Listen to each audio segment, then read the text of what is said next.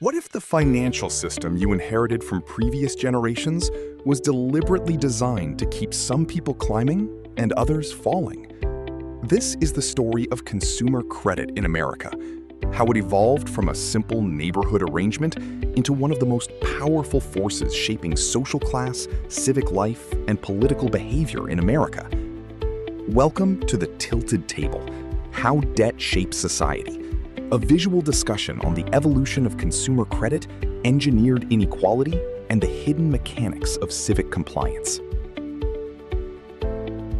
Most of us think of credit as an impartial financial utility, a way to buy things a little earlier than our cash allows, a hammer in our financial toolkit.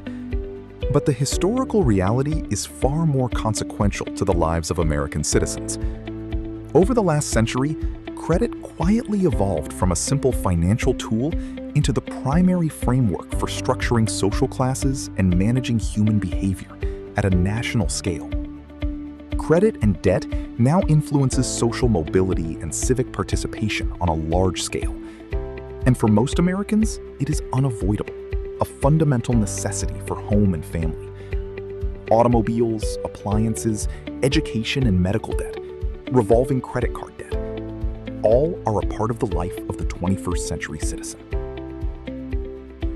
To understand how we got here, we need to start at the beginning, before 1910. Back then, credit was simple and human. It was the tab, a one-to-one arrangement between a buyer and a local merchant, built entirely on personal trust. If John Smith or Mary Brown needed groceries before payday, the shopkeeper wrote it in the ledger. That was it. No credit score, no interest rate, no algorithm. Its function was straightforward: smooth out short-term cash shortages in a localized community. Credit was personal, local, and bounded. That world was about to change dramatically. In the early 20th century, factories mass-produced expensive items: cars, sewing machines, refrigerators. There was just one problem. The average worker didn't earn enough cash to buy them up front. The factory had a product, the worker had a desire, but there was a gap.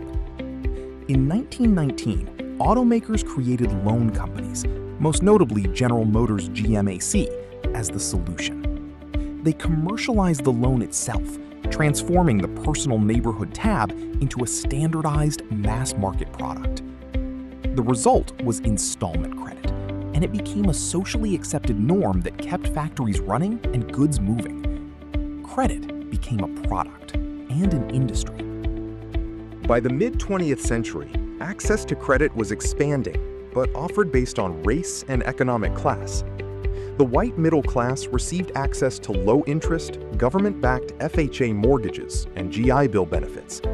These were stepping stones to homeownership, equity, and generational wealth. Marginalized and working-class communities were systematically denied those same loans through practices like redlining. Cut off from traditional banking, they were pushed into high-interest installment plans, not to build wealth, but just to survive. By design, the table was not level. The division was intentional. Two completely different financial products were offered to two completely different demographics, and the outcomes were engineered to diverge. Asset-building debt meant buying homes and building equity at subsidized low interest rates. Wealth stayed in the community and compounded over generations. Extractive debt meant borrowing to purchase daily necessities and basic goods at penalty-driven high interest rates. Wealth was drained out of the community month after month. Radically different outcomes based entirely on race and social position. The structural inequality required a socially acceptable narrative of justification. When a white suburban family took on a mortgage, it was celebrated: investing in the economy, a halo, civic virtue, the American dream in action. When a working class or minority family struggled under an installment loan for groceries and utilities, the pointing finger said something very different: proof of a moral failing, a character flaw, a lack of discipline.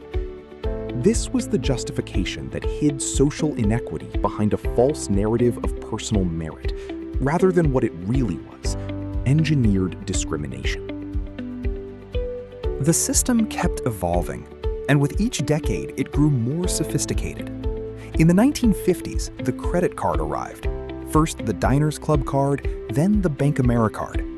For the first time, consumers could carry a balance indefinitely.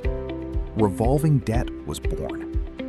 By the 1970s, digital computing enabled national credit databases. The Fair Credit Reporting Act of 1970 allowed financial institutions to track individual behavior across the entire country. And today, the system has gone algorithmic. Hyper-personalization means credit is now marketed directly to individuals previously deemed unprofitable through tools like Buy Now, Pay Later that appear at checkout before you even think twice. The credit industry now touches every aspect of life in the 21st century. Total American household debt now sits at $18.39 trillion. And for millions of people, credit is no longer a strategic tool for building a future. It has become the only bridge between stagnant wages and the rising daily cost of living. Consumer credit bears the heavy weight of essentials: groceries, utilities, medicine, and rent. On one side, incomes that haven't kept pace. On the other, expenses that never stop climbing. Debt has stopped being a choice. For many Americans, it is simply how survival works. Living in permanent financial precarity doesn't just strain the wallet, it rewires the mind. This is what researchers call the financialization of compliance, transforming financial insecurity from a temporary hardship into a chronic, everyday condition that supports psychological submission.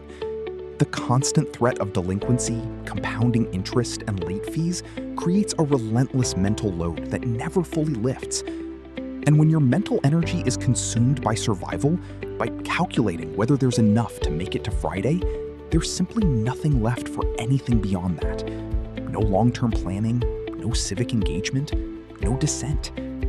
The battery reads 0, and that may be the point. When debt feels inescapable, something deeper shifts. It's not just exhaustion. It's a fundamental change in how people see themselves in relation to the system.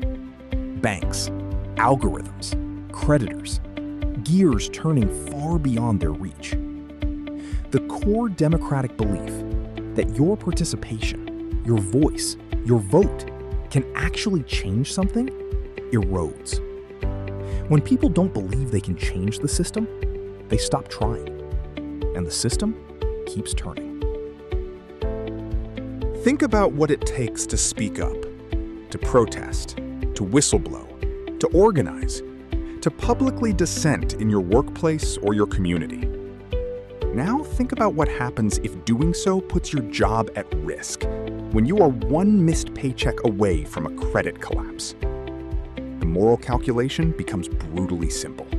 The risk is too high. The moral cost of taking a stand is weighed against the immediate, concrete threat of financial ruin, and survival wins. This ensures quiet compliance in the workplace, and that same silence spreads outward into the broader democracy. Political apathy isn't laziness. For many, it's the rational response to financial precarity. Stagnant wages and rising costs force reliance on revolving debt to survive. Revolving debt creates chronic financial stress and the persistent threat of ruin. That constant threat of ruin makes it impossible to risk dissent, organizing, or civic action. And without civic action, the economic conditions never change, so wages stay stagnant and costs keep rising. The loop closes, and it keeps turning. The result is an engineered autocracy, a population kept financially vulnerable, chronically stressed, and therefore highly susceptible to political figures who promise much to the citizen but deliver only to the wealthy. The table is tilted, and now you can see exactly how. Let's pull back and see the full arc. In the 1910s, credit emerged as a localized tool, a shopkeeper's ledger, a neighborhood tab, smoothing out the bumps of daily life. By the mid-20th century, it had been engineered into a two-track system that actively stratified wealth, rewarding some and extracting from others. And today, it functions as an invisible tool of control, ensuring a persistent state of financial vulnerability. From a local ledger to a societal tether. Understanding this history is the first step toward imagining something different.